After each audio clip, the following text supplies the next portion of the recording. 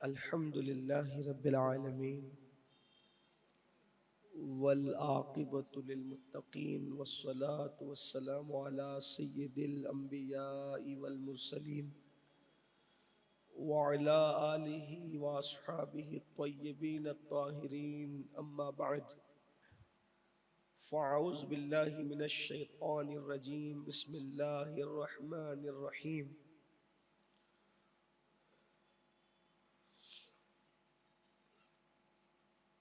इन्नमा यख्शल्लाह मिन इबादिहिल उलमा सदक़ल्लाहुल अज़ीम। गौसे आज़म बमने बेसरो सामा मददे क़िबले दी मददे काबे ईमा मददे इंतज़ारे करमे तुस्त मने ऐनी राए खुदा जो वो खुदा बीनो खुदा दा मददे बगिरदा बे बला उफ्ताद कश्ती ज़ईफ़ानो शकिस्ता रात पुश्ती बहक के ख्वाजे उस्मान हारून मदद कुन या मोइनुद्दीन चिश्ती मदद कुन या मोइनुद्दीन चिश्ती मदद कुन या मोइनुद्दीन चिश्ती। अस्सलातु वस्सलामु अलैका या रसूल अल्लाह अस्सलातु वस्सलामु अलैका या नबी अल्लाह अस्सलातु वस्सलामु अलैका या हबीब अल्लाह व अला आलिका व अस्हाबिका या नूर अल्लाह सल्लल्लाहु तआला अलैहि वसल्लम। कैसा प्यारा नाम है अशरफ, ये कैसी ताबानी है। कैसा प्यारा नाम है अशरफ, ये कैसी ताबानी है।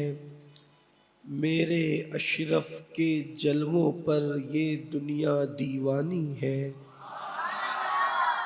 सरवरा शाह करीमा दस्तगीरा अशरफा हुर्मते रूहे पैगंबर यक नज़र कुन सुए माँ।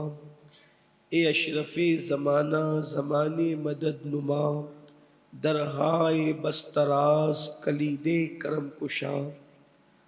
आज की ये महफिल उद्वतुल औलिया उद्वतुल कुबरा महबूबे यज़दानी आबरूए सिलसिले चिश्तिया अहले बहिश्तिया खानवादे नूर बख्शिया के गुले सरसब इमाम सैयदना मखदूम अशरफ जहांगीर सिमनानी रदी अल्लाह तबारक व ताला अन्हु की याद में इनेकात पजीर है। ख्याल था कि आज मखदूम पाक जो हमारे मुर्शिद हैं उनकी मकामे महबूबियत पर कोई गुफ्तगू की जाएगी, लेकिन शिकायतन नहीं बल्कि दुआ की गुजारिश के तौर पे कि बहुत दिनों के बाद आज तबीयत में वाकई अलालत का एहसास है।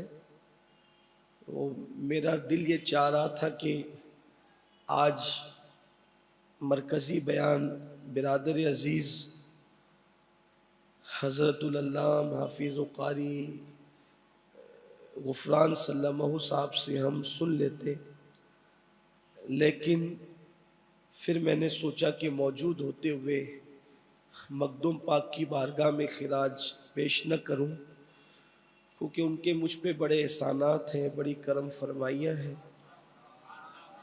तो इस वजह से फिर मैंने सोचा कि टूटे फूटे अंदाज ही में सही कुछ बात पेश कर दें और मखदूम पाक का मकाम महबूबियत इस उन्वान को फिर किसी दिन के लिए उठा कर रखें कि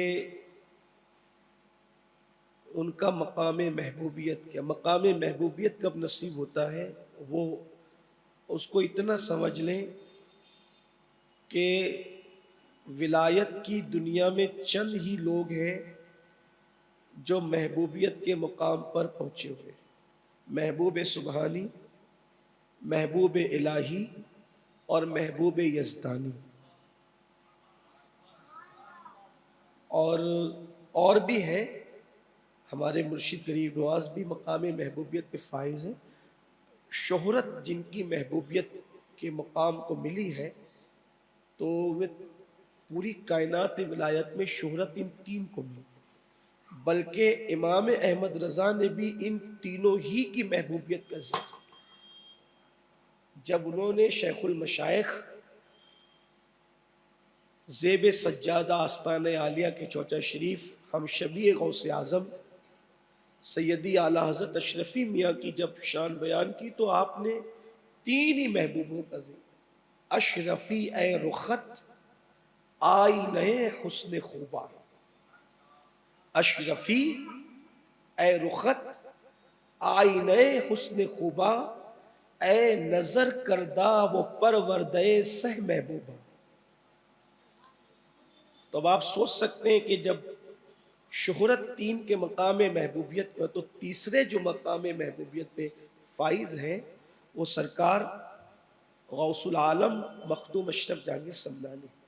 लेकिन उसके लिए जो वो इस सेहत की ज़रूरत नहीं है जिसमें गुफ्तगू हो रही है। उनके रब ने चाहा, उनके नाना ने उनके रब के चाहे के बाद चाहा और उनके नाना के चाहे के बाद फिर उन्होंने चाहा, तो इंशाअल्लाह इस पर गुफ्तगू होगी। हो सकता है कि शायद अगर कल तबीयत ठीक हो गई तो भावनगर में जो महफिल है मैं उसमें इस पर कुछ गुफ्तगू करूँ। गौस पाक गौसुल आलम का मकाम महबूबियत इंशाअल्लाह आज थोड़ी सी गुफ्तगू है, मैं वक्त ज़्यादा नहीं लूँगा। सरकार मखदूम अशरफ जहांगीर समदानी का जो ख़ानदान 6 पुश्तों में ऊपर की, छठे आप और ऊपर 5 यानी 6 पुश्तों में कोई भी बाप दादा में ऐसा न हुआ कि जो बादशाह न हो। 6 पुश्त बराबर बादशाह रहे। एक दूसरे ये कि वो बादशाह भी रहे और आलिम भी रहे। ये जो संगम है ना, मसनदे तदरीस और तख्त का, ये सिवाय मखदूम साहब के खानदान के अलावा आपको कहीं नहीं मिलेगा। जहां तख्त है वहां मसनदे तदरीस नहीं है और जहां मसनदे तदरीस है वहां तख्त नहीं। ये सिर्फ मेरे मुर्शिद मखदूम अशरफ जहांगीर समदानी का खानदान है जहां तदरीस भी है और तख्त भी है। आपके वालिद बुजुर्गवार सैयद इब्राहिम नूर बख्शी रहमतुल्लाह अलैह, आप बादशाह भी थे और बादशाहत की जिम्मेदारियां निभाते हुए आप दौरे हदीस के तलबा को तालीम देते, उस दौर के मुहक्किकीन को पढ़ाते थे आप। मखदूम साहब के वालिद सैयद इब्राहिम नूर बख्शी रदी अल्लाह तआला, और आपने अपने दौरे हुकूमत में 12,000 उलमा को पढ़ाया। जो मुहक्किक और उलमा आपसे फारिग हुए, किनके शागिर्द? हजरत इब्राहिम नूर बख्शी। सल्तनत की जिम्मेदारियां संभालते हुए हदीस और फिक्र की तालीम आपने दी। हो सकता आपके लिए ये कोई अहमियत की बात ना हो, एक उलमा के लिए अहमियत की बात बताता हूं। उलमाए किराम के लिए, हालांकि एक सबक सुनाने के लिए वो इससे बड़ी बातें जानते हैं मखदूम साहब के खानदान के लिए। मैं कोई नई बात तो बता नहीं सकता, लेकिन आपको भी हैरत होगी।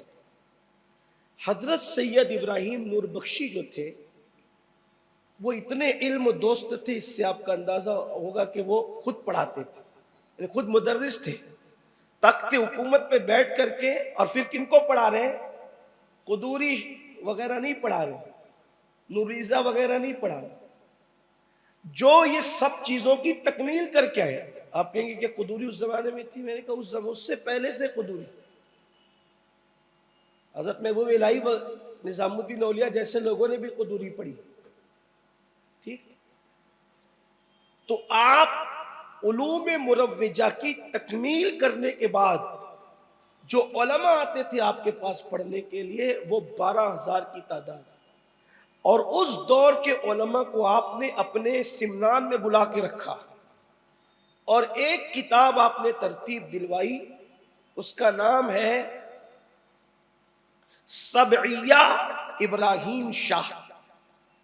सबइया इब्राहिम शाह। उस किताब जैसी किताब आज तक दुनिया में लिखी नहीं गई। वो किताब क्या थी? तवज्जो फरमाए, बड़ी मुश्किल है, इल्म की बात है, इल्मी बात है। अभी मैं आपके ज़ौक़ की बात करूंगा, लेकिन पहले मैंने जो आयत पढ़ी है, इन्नमा यख्शल्लाह मिन इबादिल उलमा, मखदूम साहब का खानदान जो इल्मी खानदान था, उसको आप अंदाजा करें। ये जो सबइया इब्राहिम शाह है, तो उसके अंदर 7 फ़नून पर एक ही किताब है। तवज्जो करना, अगर अहले इल्म, अहले दानिश अल्लाह के हमारे प्रोग्राम में ख़ास तौर पर उलूम असरिया के तुलबा अच्छी तादाद में बैठते हैं, उनकी भी तवज्जो चाहता हूँ।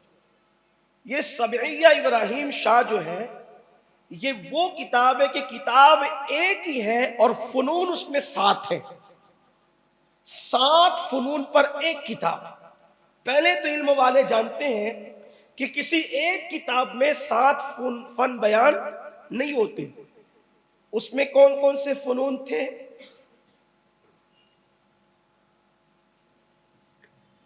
एक इल्म कलाम, जिसका ताल्लुक अकीदे से, इल्म कलाम अकीदे। इल्म फ़िक़्ह, जिसका ताल्लुक जायज़ और नाजायज़ से। इल्म तफसीर, कुरान मुक़द्दस की तफसीर। इल्म हदीस, जो हदीस के उलूम होते हैं। इल्म मानी, इल्म हयात और इल्म शराय। ठीक, ये 7 उलूम और फ़नून एक किताब में। और वो किताब कैसे लिखी गई? ऐसे नहीं कि वुजू करना नमाज से पहले फर्ज है, एक इबारत हो गई, ये नहीं। नमाज में इतने शरायत हैं, ये नहीं। उलमा की तवज्जो चाहता हूं, सिर्फ सबक सुनाने के लिए, ताकि मेरे मखदूम के वालिद बुजुर्गवार, उनके खानदान का इल्मी मकाम पता चल जाए। इसी तरीके से इस आयत के बारे में ये बयान किया गया, ये नहीं। इसी तरीके से वहदतुल वजूद का अकीदा, ये नहीं। बल्कि सबइया इब्राहिम शाह इस तरह की किताब थी जिसमें 7 खाने खड़े और 7 खाने आड़े। जैसे हम तावीज़ का जायचा भरते, वो 16 खाने वाला, फिर 12 खाने वाला, 9 खाने वाला, ये नहीं आप तावीज़ देखते हैं। तो तावीज़ का जो जायचा भरा जाता है, तो उसमें से आप ऐसे पढ़ते हैं। जैसे मिसाल के तौर पे ऐसे पढ़ा तो भी 12 आएगा, ऐसे पढ़ा तो ही 12 आएगा, ऐसे पढ़ा तो ही 12 आएगा, है ना? ये यानी कि इधर से पढ़ो, इधर से पढ़ो, इधर से पढ़ो, तो उतना ही आएगा। तो वो सबइया इब्राहिम शाह की खुसूसियत ये थी कि वो 7 खानों पे मुश्तमिल थी।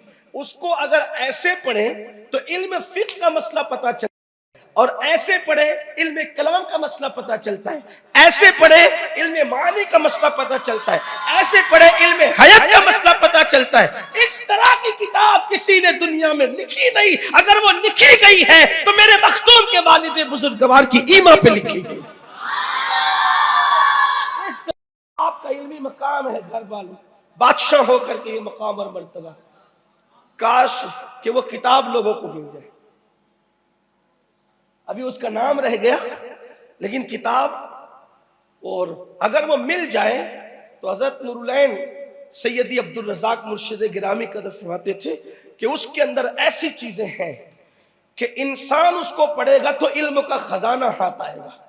मैं यहां हैरान हूं कि जब नूर बख्शी सादात के पास इल्म का ये आलम है तो जिसकी जूतियां इमाम आदम सीधी करते होंगे उस इमाम जाफर सादिक के उलूम का आलम क्या। जाओ अंदाजा लगाओ अहले बैत के उलूम का, उनके फनून का, उनकी शान का। और मैं कहता हूं नस्ल में नज्म में सबने किताबें लिखी है, जायचे के एतबार से कोई किताब हो तो ला करके बता। ये शान है खानदान मखदूम, ये इल्मी मकाम और हुकूमती मकाम। महमूद गजनवी जो बादशाह था वो मेरे मखदूम अशरफ के खानदान का गुलाम था। यानी वो ये आजिजी वाली गुलामी नहीं जैसे आप कहते हैं हम गुलाम है, ये वाली गुलामी नहीं। बाज़ाब्ता तौर पर मखदूम साहब का खानदान चूंकि ऊपर भी बादशाह रहा है ना, तो वो लोग महमूद गजनवी के खानदान के लोग गुलाम थे। मखदूम साहब के खानदान, गुलाम से मुराद वो नहीं खरीदे बेचे जाते थे उस तरह से। इसीलिए मखदूम साहब कभी कभी जब बहुत खुश रहते यानी अपनी जबान में मूड में रहते तो फरमाया करते थे लोग महमूद गजनवी की बात करते वो तो मेरे खानदान का आजाद करदा गुलाम है। ये मखदूम साहब का है, मखदूम साहब की बात। अब मखदूम साहब की तरफ आए, इल्म का क्या आलम था, उलूम के क्या कैसे दरिया बहाए। कुरान मुकद्दस का सबसे पहला तर्जुमा फारसी जबान में जिसने किया है वो मेरे मुर्शिद मखदूम अशरफ जहांगीर समनानी के साथ। उनसे पहले फारसी जबान में कोई मुतरजिम नहीं मिलेगा आपको, तहकीक कर ले बात। यानी मखदूम साहब का ये तजदीदी कारनामा है। इसलिए मैं आज इल्म की बात लेकर के बैठा हूं कि इंटरनेट पर कुछ इस्लामी स्कॉलर इस तरीके से भौंकते हैं इन सूफिया को आता क्या है। सूफी का मतलब कब्र के पास बैठ के चिलम लगाने वाला, लगा दम मिटे गम। और खबीसों ने तसव्वुफ को यही नाम दे दिया। हाथों के अंदर 10-10 अंगूठियां पहनने वाला 15-15 भी अगर पहन ले तो उसको कम पड़ती है। अभी कोई पहन के घूमे उसकी बात कर रहा हूं, कोई दुकान पे जाके चेक करे तो उसकी बात नहीं कर रहा।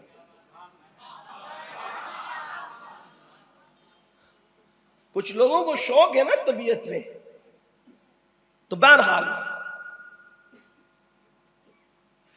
10-20 अंगूठियों का नाम तसव्वुफ, काले पीले हरे कपड़ों का नाम तसव्वुफ, कब्रों पे बैठ करके चिलम पीने वालों का नाम तसव्वुफ।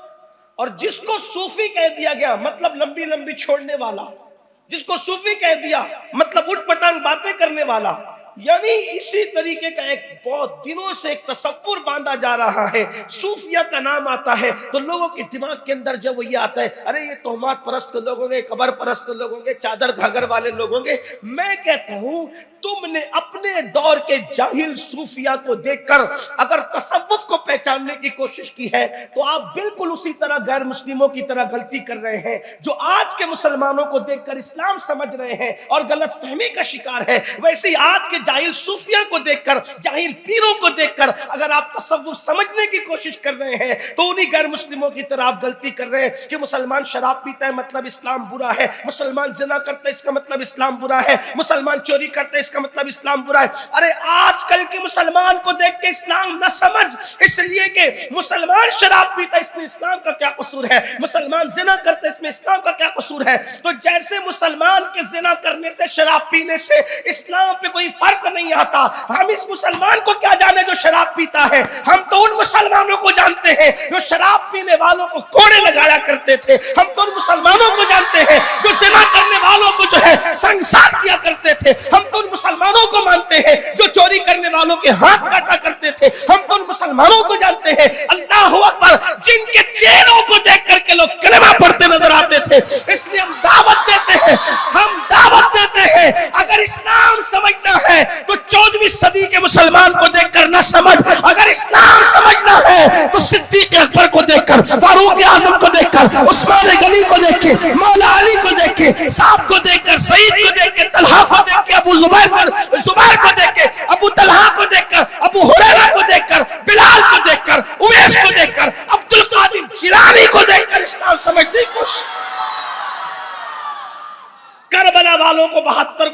इस्लाम समझने की कोशिश कर। अगर आज के अरे गहरे नत्तू खैरे को देख के इस्लाम समझने की कोशिश करेगा तो तू इस्लाम से बदजन हो जाएगा। वैसे ही कहता हूं मेरे अजीज, जैसे इस्लाम आजकल वालों को देख के समझेगा तो गलत फहमी का शिकार होगा, वैसे ही तसव्वुफ आज के जाहिल सूफी को, जिसको कुछ तसव्वुफ का ता नहीं पता, जिसको तसव्वुफ का जो कुछ नहीं बन सकता वो आज सूफी बनता है। इतना आसान है सूफी बनना, इतना आसान है। चिलम पिया, अड़बड़ किया, गड़बड़ किया, काले कपड़े पहना, सफेद पहना, हरा पहना और बन गया सूफी। इतना आसान है, ठीक। हाँ, जो असली सूफी लोग हैं उसकी बात नहीं कर। जैसे असली आलिम कभी अपने आप को आलिम नहीं कहता, वैसे असली सूफी कभी अपने आप को सूफी नहीं कहता। आलिम कभी अपने आप को जबान से वो कहेगा मुझे कुछ भी नहीं आता, मुझे कुछ नहीं आता। आपको बताऊं आलिम लोग कैसी बात करते हैं। बाबे मदीनतुल इल्म सैयदना अली मुर्तजा कर्रमल्लाहु वजहुल करीम से उनके शहजादे मोहम्मद बिन हनफिया ने पूछा, अब्बा जान, रसूलुल्लाह के दौर में हुजूर के बाद सबसे अफजल आप लोग किसको मानते थे? अबू बकर सिद्दीक को। उनके बाद उमर इब्ने खत्ताब को। उनके बाद आपने फिर किसी का नाम लिया तो मोहम्मद बिन हनफिया सोचते हैं कि अब ये नाम ही लेते रहेंगे, तो कहा फिर उनके बाद आप। उनके बाद मैं तो एक आम मुसलमान हूं, मेरी कोई हैसियत ही नहीं। ये आलिम लोग ये बात करते। तो ऐसे ही जो सूफी होगा वो कभी नहीं कहेगा कि मैं, दुनिया उसको कहेगी, वो नहीं कहेगा। और जो सूफी होगा, अल्लाह अल्लाह, अगर बता दूं ना तसव्वुफ क्या है और सूफी किसे कहते हैं, उठ के भाग जाओ, उठ के भाग जाओ। एक बात बताता हूं सिर्फ,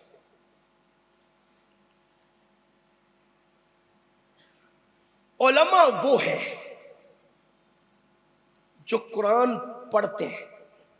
तवज्जो, उलमा वो है जो कुरान, सूफी वो है जो कुरान पीता है,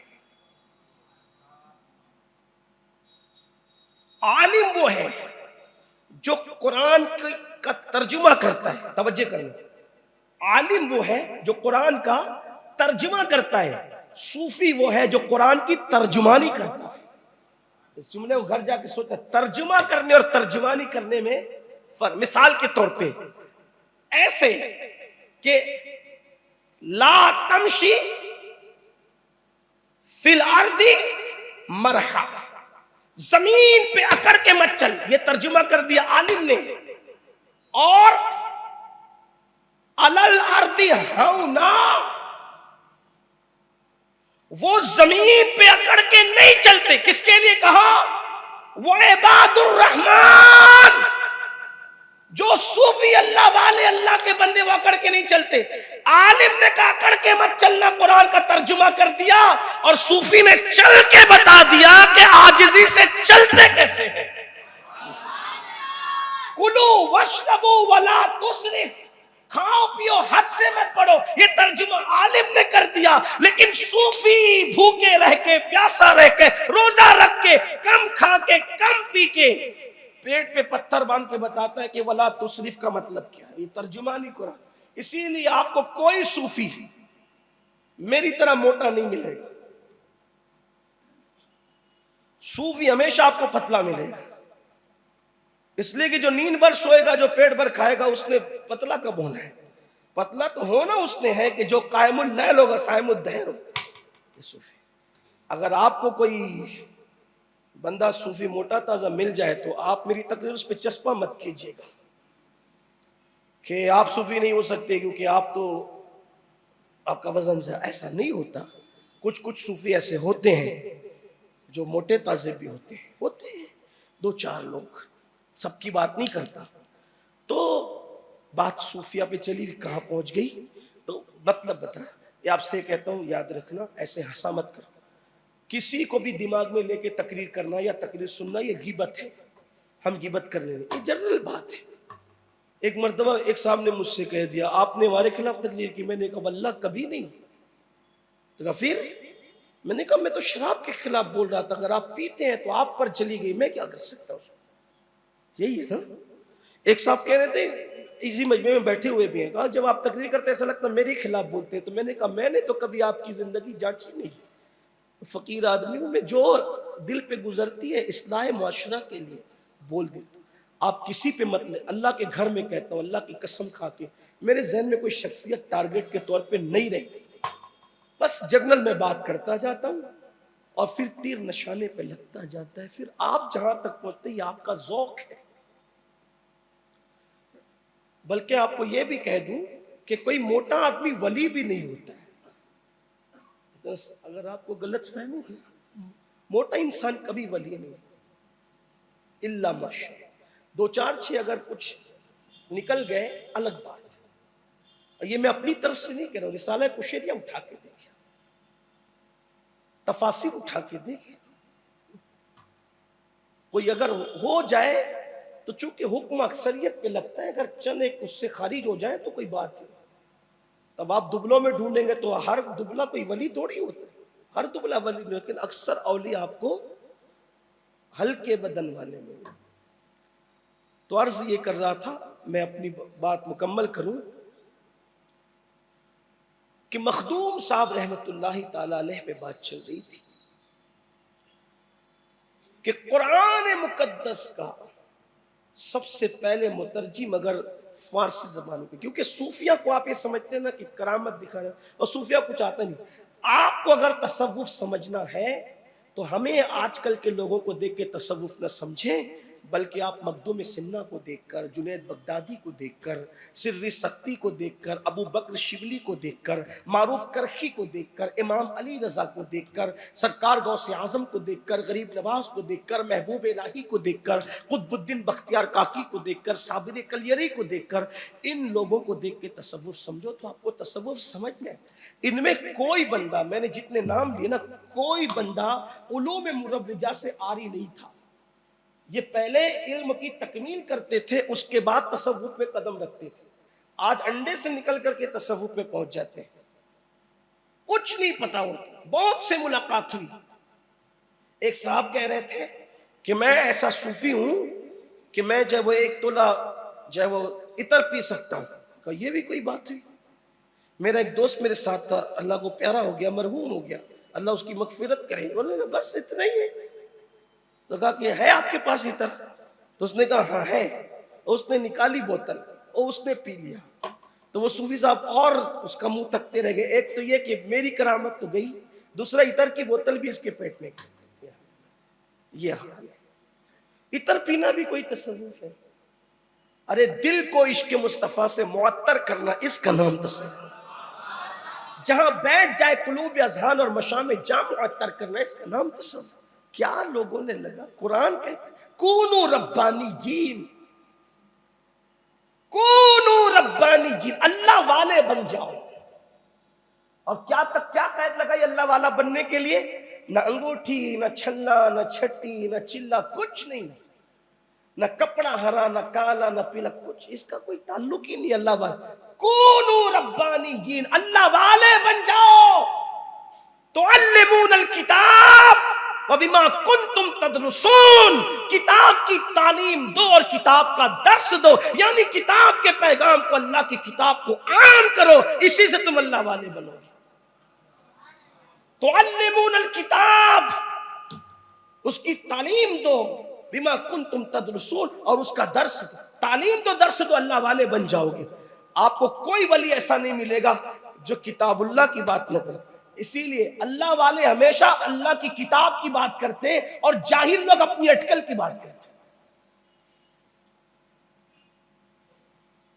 तो अब अल्लाह वालों को पहचानना आसान हुआ कि नहीं कुरान की रोशनी में? वो कहते हैं मौलवियों को क्या समझता है? तो मौलवी वो क्या समझता है? मौलवी को मौलवी इसीलिए कहते हैं, कूनू रब्बानीयीन से निकला ये मौलवी। रब्बानीयीन का मतलब होता है, रब्बानी का मतलब होता है अल्लाह वाला, और मौलवी का मतलब भी होता है अल्लाह वाला। और लोग कहते हैं मौलवी को क्या समझता है? मौलवी अल्लाह की किताब पढ़ता है, उसको कुछ नहीं समझता तो फिर किसी को कुछ नहीं समझता।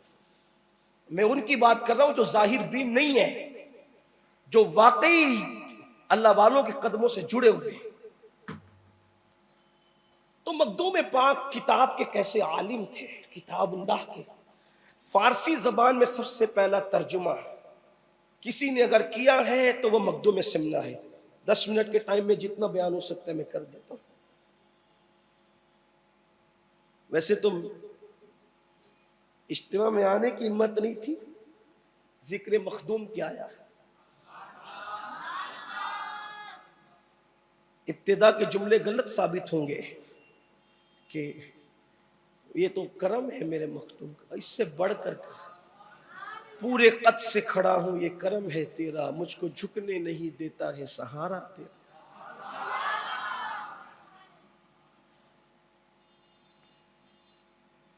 पहले तर्जुमा करने वाले मखदूम सिमना फारसी जबान में। दूसरी बात, उर्दू जबान में सबसे पहले किताब लिखने वाले मखदूम सिमना। उर्दू जबान में सबसे पहले जिसने किताब लिखी उनका नाम है मखदूम अशरफ जहांगीर से। उठा के आप देख, पहला मुसन्निफ उर्दू जबान का। और सिर्फ मखदूम पाक की शान थी। आप टर्की गए, आप शाम गए, यमन गए, मिस्र गए, जहां गए, मखदूम साहब की खुसूसियत थी तकरीर करते थे तो उसी जबान में करते, और किताब भी लिखते थे तो उसी जबान में लिखते, और लोगों को पढ़ाते थे। आपका मिजाज था पढ़ा। अगर सफर में मुर्शिदी अब्दुल रज़्ज़ाक नूरुलैन साथ हो तब तो पढ़ाते थे, बहुत पढ़ाते। इल्म बहुत पसंद था, बहुत प्यार था इल्म से, इल्मी दोस्ती बहुत ज्यादा थी। इसलिए कि जिसको जो मिला इल्म से, इल्म के बगैर कोई चीज नहीं। जाहिल को जब आम लोग अपना दोस्त नहीं बनाते तो जाहिल को अल्लाह अपना दोस्त तो कैसे बनाए। और सिर्फ मखदूम पाक के मानने वालों, मखदूम सिमना के मानने वालों, एक वाकया सुन लो जो मुर्शिदी हुजूर अशरफी मियां रहमतुल्लाह अलैह ने लिखा है, गौर से सुन लो। सिर्फ दीनी उलूम पर तवज्जो नहीं थी, उस दौर के जो दुनियावी उलूम थे उस पर ही बड़ी मेहनत थी। एक मर्तबा चूंकि आपने अपने भांजे सैयदी अब्दुल रज़्ज़ाक नूरुल ऐन को अपना मानवी फर्जंद करार दिया, आपने शादी नहीं की थी। जब शादी नहीं की तो जो आपके फर्जंद थे, मानवी बहन के बेटे, उनका सिलसिला नसब सरकार गौसे आजम शेख अब्दुल कादिर जिलानी से मिलता है। आपकी बहन के बेटे, आपके भांजे, मानवी फर्जंद। तो चूंकि आपकी नीयत ये थी कि मेरे बाद मेरा जानशीन मेरा भांजा होगा, पहला जानशीन मेरा भांजा होगा। बहुत पढ़ाते थे, बहुत पढ़ाया, बहुत पढ़ाया, इतना पढ़ाया कि आपको हैरत होगी कि आपके मुरीदों में एक मिर्जा साहब थे।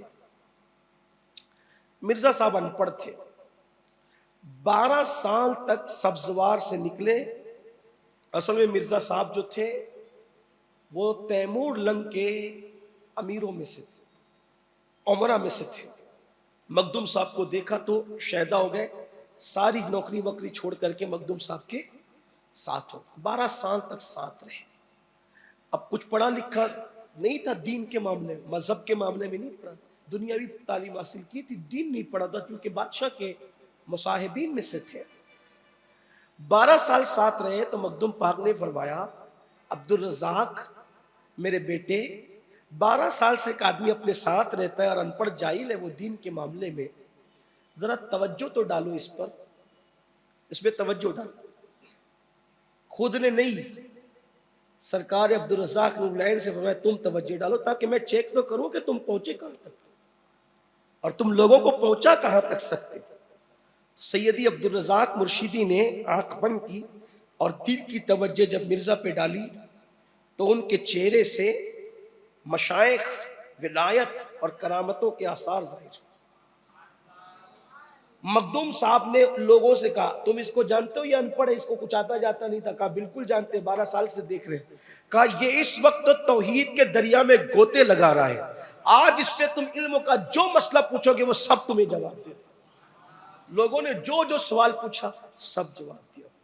यानी किताबों से भी पढ़ाते थे, निगाहों से पढ़ाते। पढ़ाने का काम। बिमा कुंतुम तुअल्लिमूनल किताब व बिमा कुंतुम तदरुसून। किताब को थाम लो। तो मखदूम साहब बड़े इल्म के आशिक थे। आप एक सफर में थे, उस सफर के अंदर अल्लामा बदख्शानी से मुलाकात हुई। अब मखदूम साहब ये जो लोग थे ना, आपने 30 साल सफर में गुजारे। मखदूम साहब ने 30 साल सफर में गुजारे और दुनिया के बेशतर ममालिक का दौरा किया। मखदूम साहब ने इतना सफर किया कि आप ऐसे जंगलों में भी पहुंचे, आप खुद फरमाते हैं कि जहां मैंने इंसान के अंगूठे के बराबर इंसानों को दरख्तों में लटका देखा, मैं ऐसे मकाम पर भी पहुंचा। मखदूम साहब मसला यह है कि हमने अपने बुजुर्गों को चंद वाकयात के अलावा समझने की कोशिश ही नहीं की। बस चंद वाकयात और उसी पर बस है। लेकिन हमें अपने बुजुर्गों की तरफ कि उनकी तहकीकात, उनका मामला, उनके मकाम, उनके मरातिब क्या है। आप फरमाते हैं कि मैंने देखा शीरी और फरहाद की कब्र तक भी आप तशरीफ ले। ये भी शीरी फरहाद का वाकया भी आपने बयान किया। बड़े अजायब व गरायब आपने देखे, बड़े लताइफ आपने देखे। तो मखदूम साहब जब लोगों से मिलते, जहां भी जाते वहां के उलमा से मिलते, मशाइख से मिलते, जिनसे सीखना होता सीखते, जिनको सिखाना होता सीखा। जैसे अल्लामा याफई से मिले, इमाम याफई, ये हमारे सिलसिले कादरिया के बड़े बुजुर्गों में, गौस पाक के खुलफा में ये आते। इमाम याफई बड़े बड़े मजबूत कादरी बुजुर्ग और बहुत शानदार हस्ती है। तो इमाम याफई रहमतुल्लाह अलैह से इल्म हदीस की सनद ली। शेख नजमुद्दीन कुबरा के शहजादे से मिले, उनसे इल्म हदीस की सनद ली। फिर दूसरों को सनद हदीस दी। यानी जहां देखते कि आदमी क्वालिटी है, सीखने में कभी शर्म नहीं की।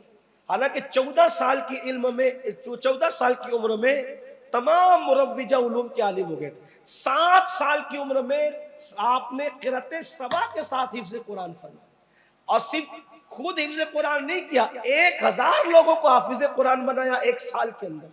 और क़िराअत सबा पर 7 क़िराअतों पर हाफिज कुरान बनाया। ये लोगों को हफ्स पर पढ़ते पढ़ते कम से कम 3 साल लगते हैं, अपने 7 क़िराअत पर 1000 उफ़ाज बनाए 1 साल के अंदर। बड़ी हस्ती, बड़ी शान मेरे मखदूम की। अल्लाह तौफीक दे तो चौखट पे हाजिरी दो। मेरे मखदूम फरमाते हैं, जो अकीदत के साथ मेरी चौखट पे आएगा, अल्लाह उसकी बदबख्ती खत्म कर दे। बदबख्तियों का खात्मा चाहते हो, मखदूम पाक की चौखट पे अदब से जाओ।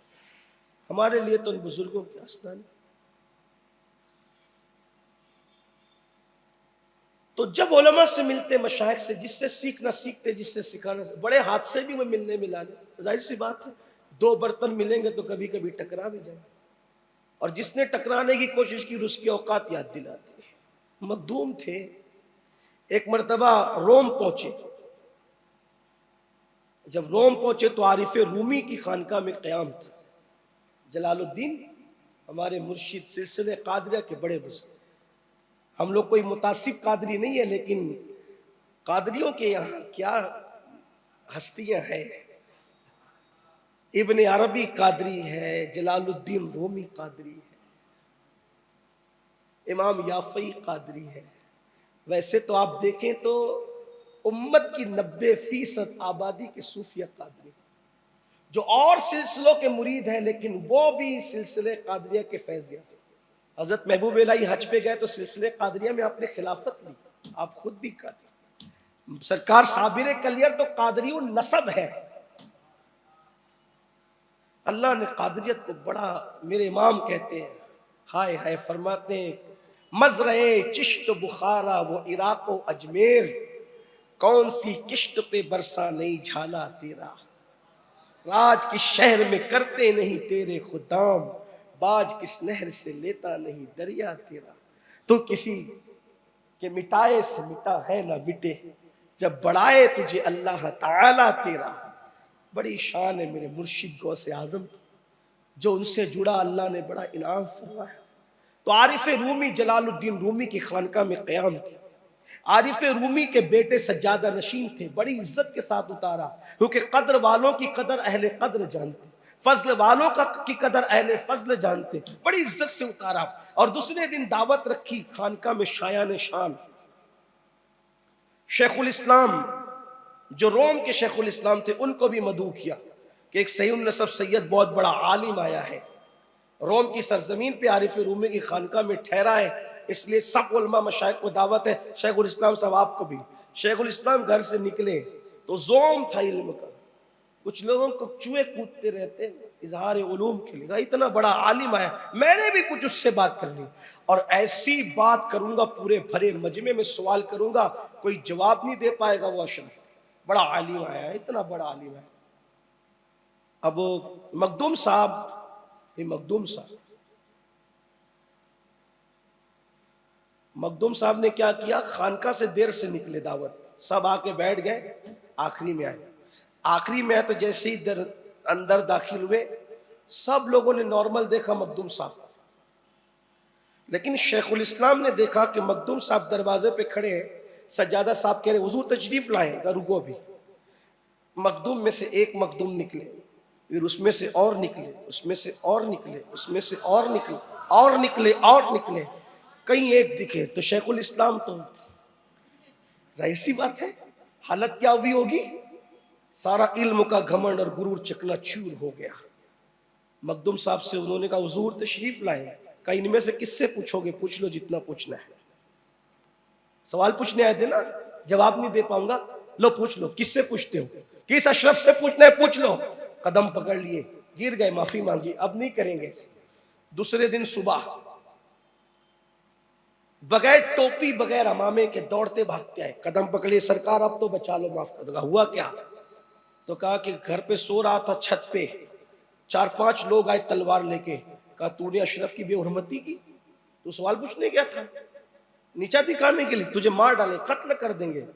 तो कहा एक नूरानी चेहरे वाले बुजुर्ग है, कहा मैंने माफी मांग ली है, मैंने सिफारिश कर दी, भाई इसको छोड़ दो, ये बच्चा है, छोड़ दो इसको। सब ने छुड़ा लिया। तो कहा जब वो चले गए, वो नूरानी चेहरे वाले बुजुर्ग चले गए, फिर मैं हजरत माफ कर दो, ये मसला खत्म कर दो, मैं माफी मांगता हूँ। आपने मुस्कुरा के कहा वो नूरानी चेहरे वाला बुजुर्ग कौन था तुझे पता है? नहीं हुजूर नहीं पहचानता। कहा वो तेरा दादा था, बड़ा नेक है, उसी की सिफारिश पे मैंने तुझे माफ कर दिया, जा। आइंदा अल्लाह वालों को छेड़ना नहीं ऐसे, जाइए। जाते थे तो मिलते सबसे थे, लेकिन ऐसे हादसा भी होते थे। और मखदूम साहब का एक कौल है जिसपे मैं अमल करता हूँ, आपसे भी कहता हूँ अमल कर। मैं भी आगे बात करता हूँ ख़त्म करते हुए। मखदूम साहब फरमाते हैं उलमा से या मशाइख से या औलिया से जब मिलने जाओ तो चाहे वली ज़मीन के नीचे हो चाहे ज़मीन के ऊपर हो, आलिम चाहे ज़मीन के नीचे हो यानी कब्र में हो चाहे ज़मीन के ऊपर, उसके पास जाना तो कभी खाली हाथ मत जाओ। किसी आलिम के पास, सूफी के पास, वली के पास जाओ, कभी खाली हाथ मत जाओ। एक खजूर ही ले लो, एक सिक्का ही ले लो, एक अतर की बोतल ही ले लो, एक मिसवाक ही ले लो, कुछ ना कुछ उसको नजर पेश करो। उससे क्या फायदा होगा? मखदूम साहब फरमाते हैं जब अल्लाह वालों के यहां खाली नहीं जाओगे तो खाली वापस भी नहीं आओगे। इसलिए मैं आप लोगों को कहता हूं कि जब जुमा की नमाज पढ़ने आया करो तो 20 रुपए साथ लेके आया करो, अगर गरीब हो तो 10 रुपए मस्जिद की झोली में डाल दिया करो, और जब नमाज के बाद मुसाफा करो तो 10 रुपए कम से कम अपने इमाम के हाथ में रख दिया, क्योंकि रोज रोज तो आप दे नहीं सकते, लेकिन कम से कम हफ्ते में एक बार तो दे सकते। अपने पीरों से मिलो, खाली हाथ न मिलो, कुछ न कुछ उनको नजर करो। अपने मशाइख से मिलो, खाली हाथ नहीं। ये मिजाज हमारे मालेगांव में कम है। अब कुछ लोग तो इसका मजाक उड़ाते, पीर साहब से खाली हाथ नहीं मिलने की बात करते। मैंने कहा ओ पागलो, ये तसव्वुफ के मामलात है, अहलुल्लाह का तरीका है नजर पेश करना। तो आपसे मेरी गुजारिश है कि आप इसको शुरू करके देखें, इंशाअल्लाह अल्लाह ने चाहा, उसके चाहे से उसके रसूल ने चाहा, बड़ी बरकत है। अपने मस्जिद के इमाम से आप शुरू करके देखें। ऐसे खाली हाथ आके मिल लेते हो। ये इमाम लोग ने मुझे नहीं लगाया है बोलने के लिए, वैसे मुझसे कोई बुलवा भी नहीं सकता। हाँ, मेरे पास बहुत आते, ये बोलना, तो मैं कहता हूं मैं तुझसे सीख के बोलूंगा, मैं जो चाहूंगा वो बोलूंगा, जो हक देखूंगा वो बोलूंगा। कोई आए, यहां बहुत टेढ़ी खीर है, आसान नहीं है अपनी जबान से किसी को, लेकिन जो हक है वो हक है। सबको देते हो ना, अपने इमाम को क्यों नहीं देते? इसीलिए फिर जुमा में खाली आते हो, खाली जाते हो। अब आप कहेंगे कि इमाम साहब तो ऐसे, मैंने कहा यार किसी की तहकीक क्यों करता है? हुस्न जन रख, अगर तू हुस्न जन रखता है तो तेरा इमाम तेरे लिए अल्लाह वाला है, बस। हुस्न जन बड़ी चीज, कुरेदा मत करो। कोई कुरेदने की, इस्लाम कुरेदने का मजहब नहीं, इस्लाम तो पर्दे डालने का मजहब। तो मखदूम साहब जहां गए नजर लेकर के, और मेरी भी आदत है, मैं इस पे अमल करता हूँ, कोशिश करता हूँ, बहुत मालदार तो नहीं हूँ, लेकिन मेरी कोशिश रहती है पहली बार शयूख से मिलूं, उलमा से मिलूं, शायद या कोई आलिम, कोई सैयद ज़्यादा मेरे घर तक चल कर आए। मैं कुछ नहीं दे सकता तो कुछ नहीं। एक मरतबा ऐसा हो गया, वाकया मुझे याद आ गया, एक मरतबा ऐसा हो गया कि मैं मीटिंग के लिए, किबला अमीर सुन्नी दावत इस्लामी ने मुझे मुंबई बुलाया, कायद मोहतरम की बारगाह में हाजिर हुआ। तो हज़रत अमेरिका से तशरीफ़ लाए थे। हज़रत ने फरमाया कि मैंने आपके लिए बड़ी खूबसूरत और कीमती घड़ी लाई, अमेरिका से, आप उसको कबूल करें लेकिन आप इसको पहनना।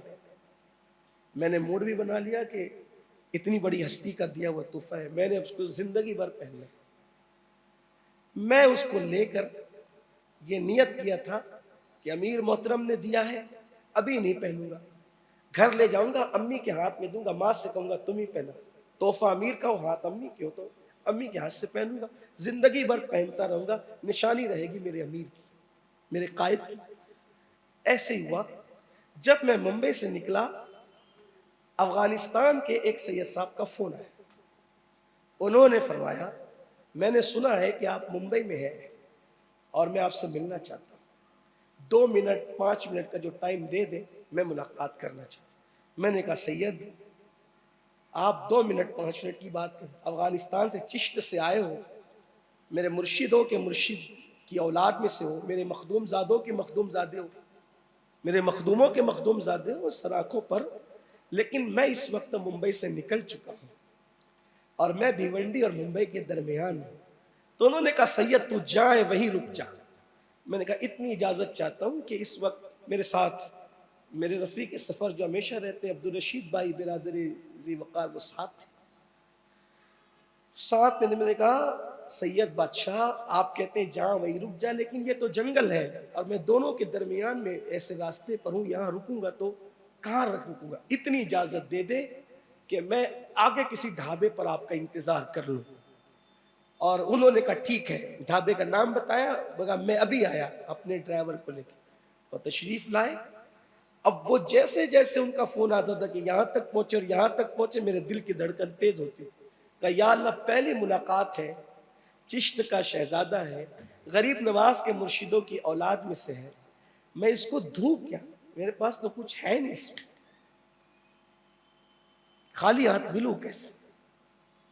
इत्तेफाक ऐसा था, सफर में था, खाली हाथ, फौरन दिमाग में आया अमेरिका की घड़ी तो मेरे पास है, कहा कि यही दे देना चाहिए। अब एक तरफ ये था, अमीर की निशानी थी, दूसरी तरफ सैयद बादशाह का इकराम था। तो मैंने कहा अमीर पर तो मेरा हक है, मेरे रूहानी बाप की तरह है, जब चाहूँगा ले लूँगा, लेकिन ये सैयद बादशाह मिलेगा कब? मेरे गरीब नवाज के मुर्शिदों की औलाद में मेरा भी मुर्शिद ज़ाद मिलेगा कब? तो मैंने खुश हो गया, बस मैं मुतमईन हो गया कि मेरे मखदूम ने जो मुझे नसीहत फरमाई मुरीदों को कि खाली हाथ किसी अल्लाह वाले से नहीं मिलना, मेरे पास अब कीमती चीज़ थी, मैंने पहनी भी नहीं। जब वो तशरीफ़ लाए मैंने उनको नजर की, उन्होंने कहा अरे ये क्या पेश करते, मैंने कहा ये हमारे बुजुर्गों की रिवायत है, आप इसको कबूल फरमाएं, आप यकीन जानिए। मैंने उनको वो पेश किया, मैंने बताया कि ऐसा ऐसा ये तोहफा था। हालांकि मेरी ये भी आदत नहीं कि किसी का तोहफा लेके किसी को नजर करो, ये भी मेरी आदत नहीं, लेकिन चूंकि उस दिन मैं मजबूर था, इतनी शख्सियत का, बड़ी शख्सियत का तोहफा, बड़ी शख्सियत के, बड़ी चीज, बड़ी शख्सियत की बड़ी चीज के पास जाना था, तो मैंने कहा चलो इतना तो हो जाएगा। मैंने दिया, वल्लाह आपसे कहता हूँ कि उस सैयदजादे ने इतनी खुशी का इजहार का कि मैं हिंदुस्तान में जहां जहां गया किसी ने ऐसा नहीं किया। तो उनकी जबान से बेसाख्ता निकला, अल्लाह दोनों जहान में कभी तुझे किसी का मोहताज न करे। मैंने कहा अपना काम हो गया, न खाली गया न खाली। इससे बड़ी बात क्या है, दोनों जहान में अल्लाह तुझे किसी का मोहताज न करे। आपसे कहता हूं मिजाज बनाओ। मैं ये नहीं कहता हजारों दो लाखों दो नहीं, अपनी हैसियत के मुताबिक 1 ही रुपये की हैसियत है, बुजुर्गों को घर पे बुलाओ, 1 ही रुपया। मेरे मखदूम का फरमान, मेरे मुर्शिद का फरमान है, जब बुजुर्गों के यहाँ खाली नहीं जाएगा तो खाली कभी लौट के नहीं। इसीलिए गरीब नवाज में जाओ, मखदूम साहब में जाओ, फूल लेकर जाओ, चादर लेकर जाओ, अतर लेकर जाओ। कुछ लोग कहते हैं ऐसा हो जाता है वैसा हो जाता है। मैंने कहा खोद मत, पूरे देंगे तो भी बहुत कुछ हो जाता है। हमारा काम इतना है, उतना ही कर। हमें तो गरीब नवाज को तोहफा देना, महबूब साहब को तोहफा देना, मखदूम साहब को तोहफा देना, बख्तियार काकी को तोहफा देना, बाकी उसके साथ फिर बाद में जो चाहे जो बंदा करे वो जाने, उसका रब जाने, हमें क्या करना है। हमने अपना काम करना है बस। खाली मत जाओ। मेरी बात नहीं, मेरे मखदूम की ज़बान है, खाली नहीं जाएगा, खाली वापस नहीं। अल्हम्दुलिल्लाह, अगर मेरी हाजिरी गरीब नवाज की बारगाह में एक दिन में 3 मरतबा भी होगी अंदर, तो मैं 3 मरतबा के 3 मरतबा खाली हाथ नहीं जाऊंगा, मैं लेकर जाऊंगा। वजह, लोग कहते हैं यार इल्म वालों के तबक़े से ताल्लुक रख करके तू ऐसा करता है। मैंने कहा ये इल्म वालों ही की बात है।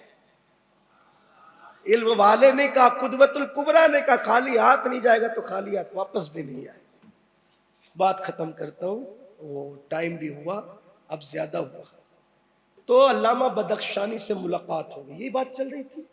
आप उलमा मशाइख से मिलते थे तो कोई अड़गम दड़गम बातें क्या होती थी, वहां कुछ नहीं, वहां तो इल्मी मुज़ाकरे होते, डिबेट होती थी, इल्मी डिबेट होती, इल्म की बात। इल्म वाला बैठता है तो इल्म ही की बात। आजकल भले ही अगर चल पड़ा है ट्रेन, ये ऐसा वो वैसा वो वैसा वो वैसा, आजकल चल पड़ा है, लेकिन इल्म वाले मिलते थे तो इल्मी बात कर। अल्लामा बदख्शानी से मुलाकात हुई।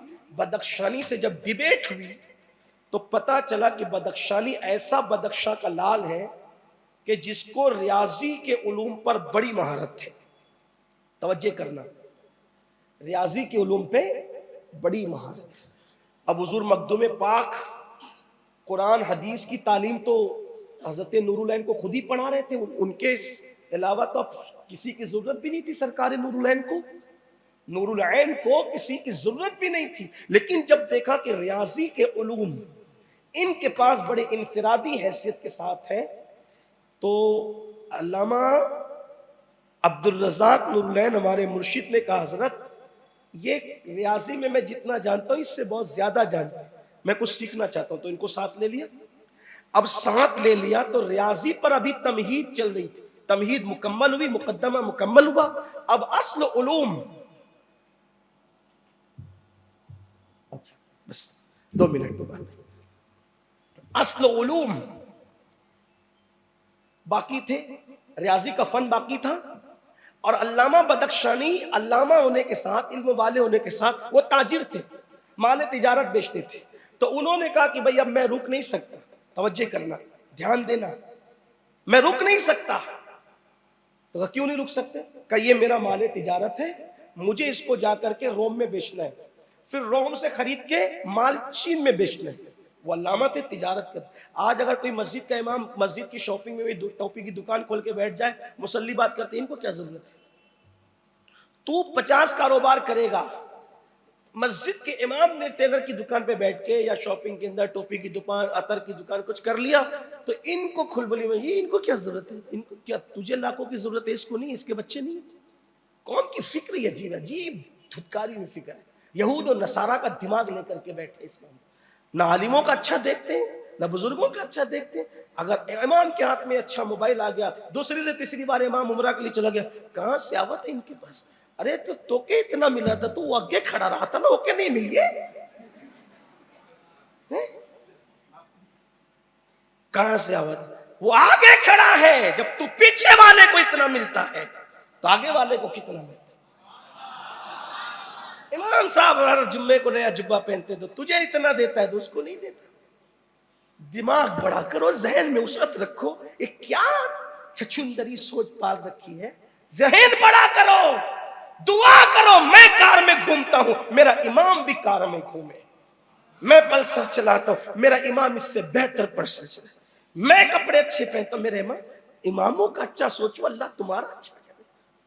अवाम का अच्छा सोचने पे जब अच्छा मिलता है तो इमाम का अच्छा सोचने पे कितना अच्छा मिलेगा। अल्लाह कौम को देख तो दे। तो बहरहाल अल्लामा बदख्शानी ने कहा मुझे जाना है रोम, वहां माल बेचकर वहां से खरीद के जाना है चाइना, चीन जाना है। सरकार मखदूम साहब ने कहा अल्लामा इधर आओ, मेरा बेटा पढ़ना चाहता है रियाजी, तुमको ये माल बेचना है रोम में, वहां से खरीदना है और वहां से बेचना है चीन में। हिसाब लगाओ भाइयों। आपने अपने मुरीदों से खुलफा से कहा ये अपना ये जो माल इनका है ये रोम में बेचेंगे तो कितने में बिकेगा, इतने में। फिर वो माल कितना क्या खरीदना है, भाई इतना इतना ये खरीदना है। चीन में बेचोगे कितने में बिकेगा, इतने में। उस पर मुनाफा कितना होगा, का इतना। का मेरे अब्दुल रज़्ज़ाक को जितना पढ़ना चाहता है रियाजी सब पढ़ाओ। आपने फरमाया 1,20,000 सोने के सिक्के मैं तुमको उसके एवज में दूंगा, रियाजी पढ़ाओ। 1,20,000 दिया, जितना माल बेचकर मुनाफा कमा करके जितना हो सकता था 1,20,000 दिया। उस दौर के 1,20,000 सोने के सिक्के दीनार दिए। और जब पढ़ा करके अल्लामा जाने लगे तो कहा अल्लामा इल्म की कोई कीमत नहीं होती। मजीद बुला करके 1,20,000 दीनार और अता फरमाए। 2,40,000 सोने के सिक्के अपने मानवी बेटे अब्दुल रज़्ज़ाक को रियाजी पढ़ाने के एवज में अता फरमाए। आज की तारीख के हिसाब से जोड़ लो कितना होता है। लोग कहते हैं मखदूम साहब सल्तनत छोड़ करके, दुनिया कोई हाथ में नहीं थी, मखदूम साहब सल्तनत छोड़कर भी इतना पैसा साथ लेकर के चलते थे कि अल्लाह बदख्शानी जैसों को 2,40,000 सोने के सिक्के सिर्फ रियाजी पढ़ाने के बदले में अता किए। आज अगर मदरसे से ये ऐलान हो जाए कि 50 रुपया फीस हो गई, इतना इल्म दोस्ती नहीं रह गई। अल्लाह के बंदो इल्म की तरफ आओ, इल्म के बगैर कुछ मिलना नहीं है। मजीद उन्वान अधूरा रहता है, मुझे वक्त पे जाना है।